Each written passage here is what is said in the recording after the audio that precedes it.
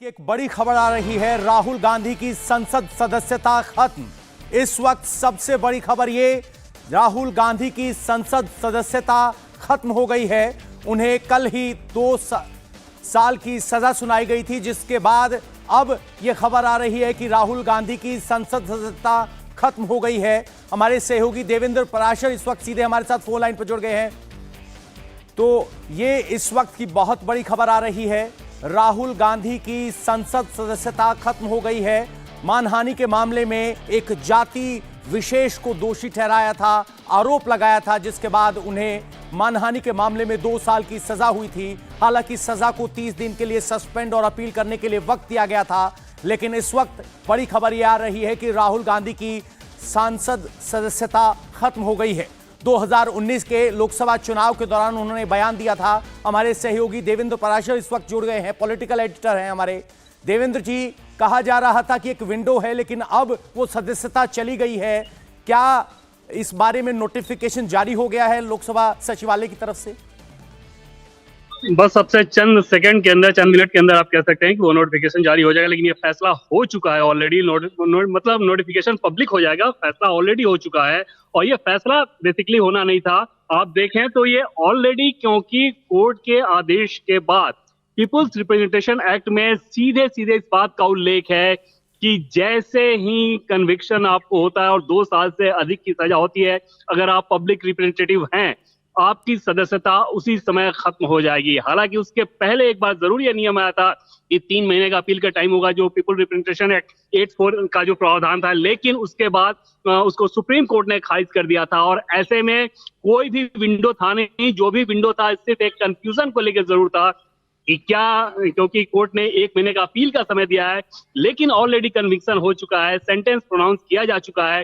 वैसी स्थिति में लोकसभा अध्यक्ष के पास कोई भी और ऑप्शन नहीं था और लोकसभा अध्यक्ष को कोई अलग से फैसला नहीं लेना था, बल्कि कोर्ट ने जो फैसला लिया है उसे सिर्फ एक तरह से इम्प्लीमेंट करना था अपने लोकसभा की कार्यवाही में। और आज लोकसभा अध्यक्ष ने वही किया है।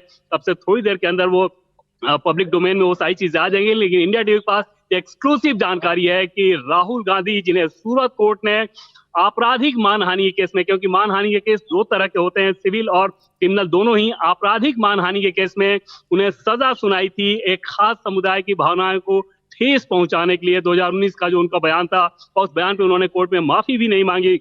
वैसी स्थिति में उन्हें 2 साल की सजा दी गई थी। और ये जो प्रावधान है पीपल रिप्रेजेंटेशन एक्ट का, उसमें ऑलरेडी ये बात कहा गया है कि अगर जैसे ही आपको सजा 2 साल से अधिक अनाउंस होता है किसी क्रिमिनल केस में, उसी समय आपकी सदस्यता खत्म हो जाएगी अगर आप जनप्रतिनिधि हैं। और उस लिहाज से राहुल गांधी की सदस्यता खत्म हुई है।